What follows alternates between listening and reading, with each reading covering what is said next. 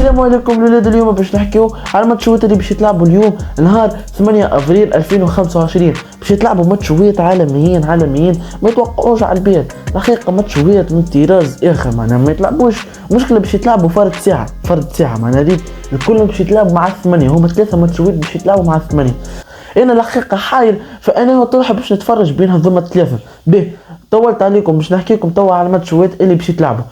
الطرح الاول واللي هو تقريبا من اقوى الاطراح اللي موجودين، واللي هو بين ريال مدريد وارسنال، اللي باش يتلعب على ملعب ارسنال واللي هو ملعب الامارات. وعندنا الطرح الثاني واللي هو الطرح بين بايرن ميونخ وانتر ميلان، واللي باش يتلعب على الاليانز ارينا. وعندنا في الطرح الثالث وهو الطرح تقريبا التوانسه الكل باش يتفرجوا فيه، واللي هو طرح بين نادي الترجي الرياضي التونسي وماميلودي سانتاوس. باش نبداو بالطرح ريال مدريد ونادي ارسنال اللي باش يتلعب قلنا في ملعب الامارات ستاديوم اللي هو ملعب الارسنال. التشكيله المتوقعه اللي باش يلعب بها نادي ارسنال: في حراسه المرمى دافيد رايا، في وسط الدفاع عندك ويليام ساليبا، يعقوب كيور، وفي الظهير اليسار عندك مايكل سويس. وسط الملعب عندك توماس بارتي وديكلان رايس ومارتن اوديغارد. وعندك في الهجوم عندك ساكا ومايكل ميرينو ومارتينيلي. والتشكيله المتوقعه لنادي ريال مدريد: في حراسه المرمى تيبو كورتوا، في الدفاع راؤول اسينسيو وديغير، في الظهير اليمين والحمد لله فيدريكو فالفيردي، وعلى اليسار دافيد الابا الضعيف امام نادي فالنسيا. في وسط الملعب عندك مودريتش وبيلينغهام، وعندنا زيدا كامافينجا. وثلاثي الهجوم الملعب رودريغو وكيليان مبابي وفينيسيوس جونيور. والصدمة نادي ريال مدريد ولا مرة فاز على نادي أرسنال في دوري أبطال أوروبا، تواجهوا 4 مرات عبر التاريخ. فاز نادي أرسنال بمباراتين وتعادلوا في 2 مباريات. وتوقعي أنا الحقيقة باش نتوقع أنه ريال مدريد باش تربح للألي. الريتور ما نعرفش الحقيقة، الريتور والله ما نعرف، أما نتوقع أنه الألي ريال مدريد باش تكتسح أرسنال.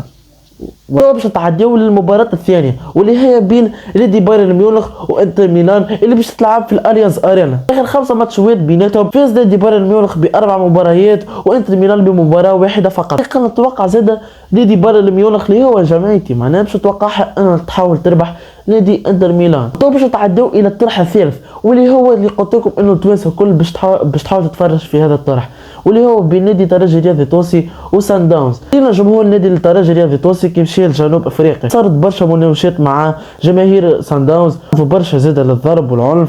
ولينا زاد اللقطه هذه واللي هي احسن لقطه الحقيقه ريتها في اخر 5 سنين بين الجمهور. الحقيقه هذه احسن لقطه.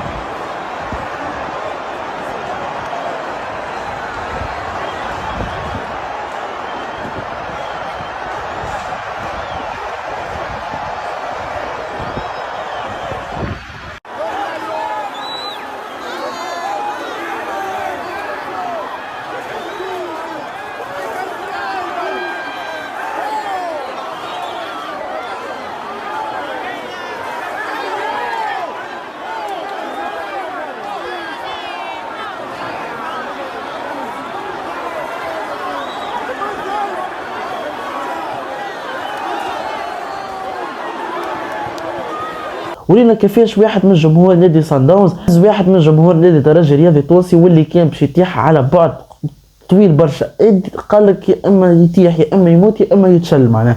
والحمد لله هزوا. ولازم الترجي الرياضي التونسي تكرم هذا من واحد من الجمهور. الحقيقه عمل حاجه لقطه انسانيه باهيه على الاخر، انه ترى في مناوشات بين الحاكم والجمهور وكل شيء، وهو شنو عمل معناه. الحقيقه الجماهير التوانسه الكل وقف مع الاسبيرونس وان شاء الله هي تقف معانا زاد. الجمهور الكشخه زاد عبر المنصات الانستغرام وفيسبوك تتوعد جماهير السان داونز لان باش ناخذوا بوز صغيره وباش نحكيو على خواتنا في فلسطين، ربي معاهم ان شاء الله. الحقيقه انا هبطت عليهم فيديو قبل اما جاني سترايك من اليوتيوب، وان شاء الله تو انا حطيتها في وسط فيديو معناها مش نلقوش انه نحكي على القضيه الفلسطينيه. وان شاء الله ربي ينصر خواتنا وربي يهدي جميع رؤساء العرب انه ما وقفناش معاهم. نمشيو للطرح تو.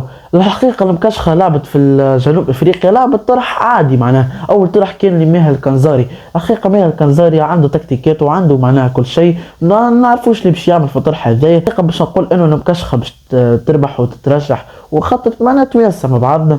انت صحيح معناها فيدي في تونس، اما برا تونس الحقيقة انا ديما معاك في صفك. نقولوا وصلنا لنهاية المقطع، وليت ما تنساوش تحطوا اللايك والاشتراك. الحقيقة طلعت عليه الفيديو، تنساوش انكم تبعثوه زاده لصحابكم باش يشوفوا الفيديو، وحطوا لي كومنتير باش يشجعني.